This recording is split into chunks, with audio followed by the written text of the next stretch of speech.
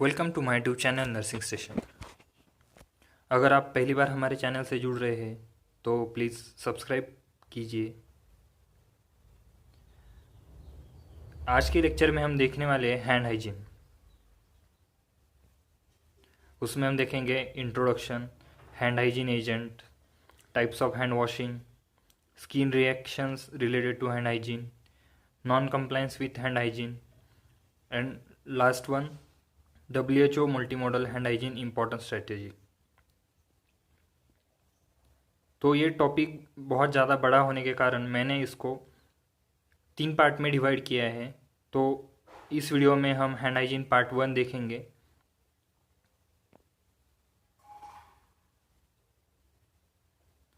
तो पहले ये ध्यान से देख लीजिए, clean care is safer care. तो ये पढ़ते ही हमें इजीली अंडरस्टैंडिंग हो सकता है कि क्लीन केयर देंगे तो ये पेशेंट सेफ्टी के लिए भी अच्छा होगा। तो clean care is safer care, it was the first slogan of global patient safety challenge in 2005. This challenge was arranged by WHO, World Health Organization, in 2005, and clean care is safer care is their first slogan. Next we are going to see patient safety day.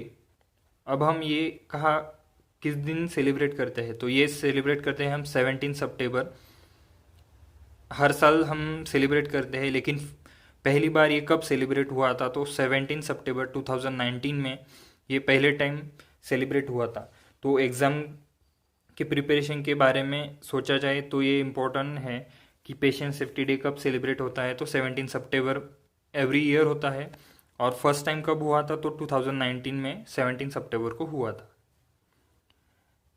और उसकी theme क्या थी?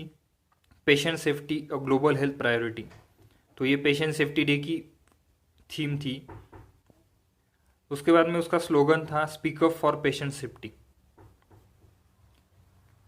Then अभी हम देखने वाले हैं कि हैंड हाइजीन के बारे में ही ये हमारा लेक्चर चल रहा है। तो फादर ऑफ हैंड वॉशिंग कौन है? तो यहाँ पे हम देख सकते हैं डॉक्टर इग्नाज, जिन्होंने हैंड वॉशिंग का जो टर्म है और जो आइडिया है वो 1847 में डॉक्टर इग्नाज ने दिया था। तो इसलिए उनको फादर ऑफ हैंड वॉशिंग कहा जाता है। तो ये भी इम्पोर्टेंट क्वेश्चन हो सकता है, ध्यान रखिए। Hand hygiene can be done by anyone and anywhere. ये तो सबको पता है कि हैंड हाइजीन ऐसी चीज़ है कि कोई भी इंसान कहाँ पे भी इसे कर सकता है। It is single line intervention towards the patient safety. Hand hygiene related to the patient safety, so more focus is on patient safety related to hand hygiene. इधर उन्होंने मेंशन किया है कि सिंगल लाइन इंटरवेंशन, मतलब अगर हम hand hygiene करेंगे, proper hand hygiene रहेगा, तो पेशेंट सेफ्टी के टूवर्ड्स हम हमारा बहुत डेडिकेशन दे सकते हैं। इसमें हम अभी इम्पोर्टेंट टर्मिनोलॉजी देखेंगे क्या क्या है। उसमें पहले है एंटीसेप्टिक हैंड वॉश। तो हैंड वॉश ध्यान में रखिए, process of hand washing by using soap and water. अभी हैंड हाइजीन है तो एंटीसेप्टिक ही रहेगा, लेकिन हैंड वॉश प्रॉपर ध्यान में रखना है। हैंड वॉश जो हम सोप और वाटर से करेंगे उसे हम हैंड वॉश कहेंगे। और यूज ऑफ एंटीसेप्टिक हैंड रब टू रिड्यूस और inhibit the growth of micro organism without need of exogenous water. अगर विदाउट यूजिंग वाटर हमने एंटीसेप्टिक हैंड रब का जो सॉल्यूशन है यूज़ करते हैं तो उसे हैंड रब कहा जाता है, और अगर हम सोप और वाटर से करेंगे तो उसे हैंड वॉश कहा जाता है। ये डिफरेंस ध्यान में रखिए, आगे काम में आएगा। Surgical antisepsis, process of using antiseptic hand wash और हैंड रब।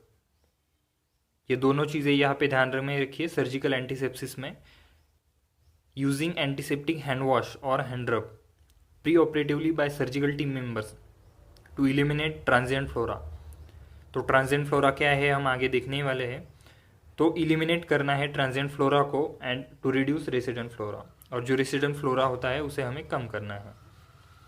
तो ट्रांजिएंट फ्लोरा और बैक्टीरिया क्या होता है, ये हमारे बॉडी में सुपरफिशियली प्रेजेंट होते हैं और ये आउटसाइड से कंटेमिनेटेड हैंड से हमें कंटेमिनेटेड सराउंडिंग से या किसी पेशेंट से हमारे सुपरफिशियल स्किन पे आ जाते हैं। और रेसिडेंट फ्लोरा और बैक्टीरियल फ्लोरा जो कि हमारे skin layer stratum corneum of the skin में प्रेजेंट होते हैं। तो यहाँ नीचे इमेज में भी देख सकते हैं कि ट्रांजिएंट बैक्टीरिया जो कि साइकिल पे हमें दिखाई दे रहे हैं, जो कि हमारे बॉडी पे नहीं रहते, और रेसिडेंट बैक्टीरिया जो कि हमारे स्किन में रहते हैं, जो कि यहाँ पे देख सकते हैं। एक जस्ट कार्टून टाइप में मैंने एक्सप्लेन करने के लिए यहाँ पे ये इमेज मेंशन किया है, जो कि टेंट डाल के और आराम से है रेसिडेंट बैक्टीरिया। नेक्स्ट हम देखेंगे indication for hand wash and hand रब। तो अभी हमने दो टर्म्स देखे, हैंड वॉश और हैंड रब। तो हैंड वॉश कब करना है और हैंड रब कब करना है, ये भी हमें ध्यान में रखना होगा। तो hand wash using soap and water हमें करना है। तो ये कब करना है, विजिबली सॉइल हैंड्स, मतलब हमारे हाथ पे हमें कुछ सॉइल गंदगी दिख रही है, जैसे कि कुछ खून लगा है, कुछ बॉडी फ्लूइड लगा है, और कुछ मिट्टी जैसी कुछ चीज़ें लगी है, एनी डस्ट पार्टिकल्स है, और जो विजिबली हमें दिख रहे हैं, या आफ्टर यूजिंग टॉयलेट हमें हैंड वॉशिंग करना है। Exposure to spore forming pathogens है, अगर हमें पता है पेशेंट लैब में हम वर्किंग है या पेशेंट ऐसे पेशेंट के कांटेक्ट में आएंगे जिनको स्पोर फॉर्मिंग पैथोजेंस इन्फेक्टेड है, तो ऐसे कंडीशंस में हमें हैंड वॉश करना है सोप और वाटर की मदद से। नेक्स्ट हम देखेंगे हैंड रब कब करना है। तो यहाँ पे देख सकते हैं आप ABHR लिखा है, ABHR में अल्कोहल बेस्ड हैंड रब सोल्यूशन। तो अल्कोहल बेस्ड ही हैंड रब सोल्यूशन रहते हैं, तो उसकी मदद से हम हैंड रब करेंगे। तो हैंड रब कब करेंगे ये देखना है। Hands are not visibly soiled, मतलब हमें लग रहा है कि हमारे हाथ पे कुछ धूल नहीं है, कुछ नहीं, लेकिन हमारे हाथों पे बैक्टीरियाज रहते हैं, तो इसलिए हैंड रब करना ज़रूरी है। इसलिए हैंड्स जब विजिबली सॉइल्ड नहीं दिख रहे हैं आपको, तो आपको हैंड रब कर लेना है।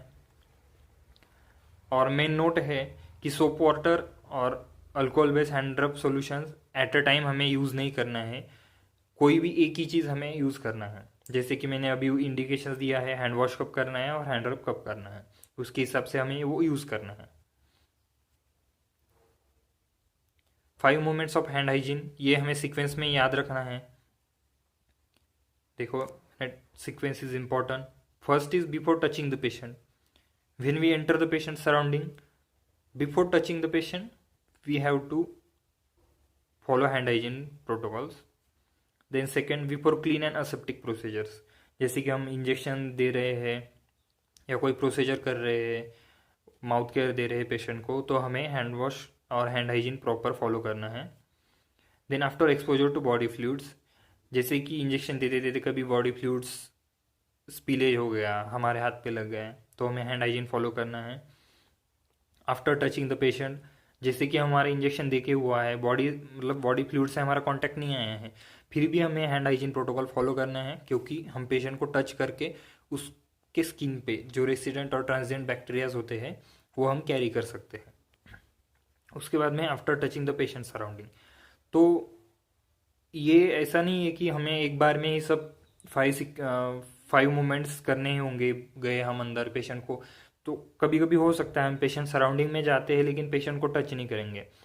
तो हमें सिर्फ ये सीक्वेंस ध्यान में रखना है, और ये मैंडेटरी नहीं है कि हर बार हमें 5 मूवमेंट्स फॉलो करने होंगे। जो भी चीज़ हम करेंगे उसके बाद में हमें और पहले हमें हैंड हाइजीन प्रोटोकॉल्स फॉलो करने हैं, 5 मूवमेंट्स जो है। Thank you, don't forget to like share and subscribe. Hand hygiene का सेकेंड पार्ट जल्दी ही आने वाला है, तो स्टे ट्यून। और कुछ भी अगर आपको डाउट है, आपको इस प्रेजेंटेशन का और इस लेक्चर का PDF फॉर्मेट चाहिए होगा, तो आप कमेंट्स में मुझे डाल दीजिए, मैं आपको वहाँ पे अवेलेबल करके दे सकता हूँ। Thank you again.